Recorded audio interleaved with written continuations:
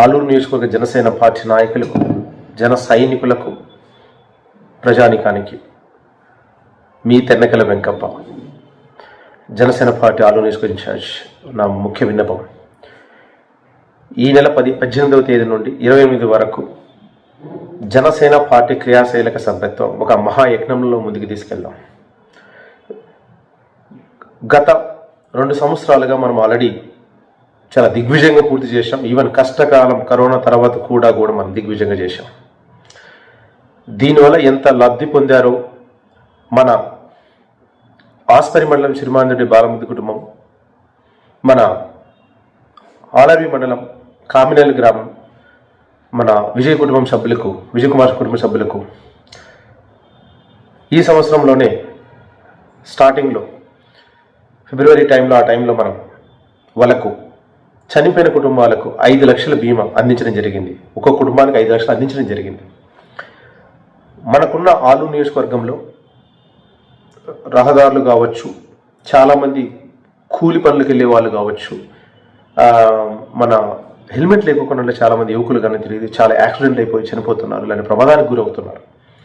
So మన యువకులకి లేకుంటే మన కుటుంబాలకు, మన కూలి పనిచేసే వాళ్ళకు రోజు చాలామందికి ఇది ఒక కుటుంబానికి అండగా నిలబడాలి, నమ్ముకున్న వాళ్ళకు ఒక భరోసానివ్వాలి.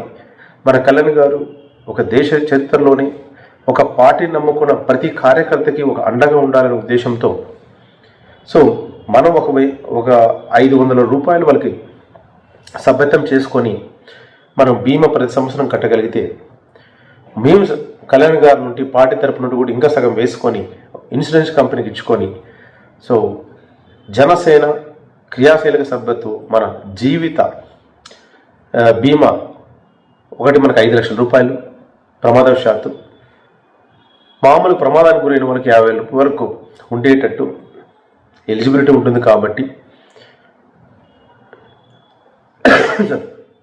తప్పకుండా మన టార్గెట్ ఈసారి ఇంతవరకు ఒక ఎత్తు, భవిష్యత్తుకు ఒక ఎత్తు.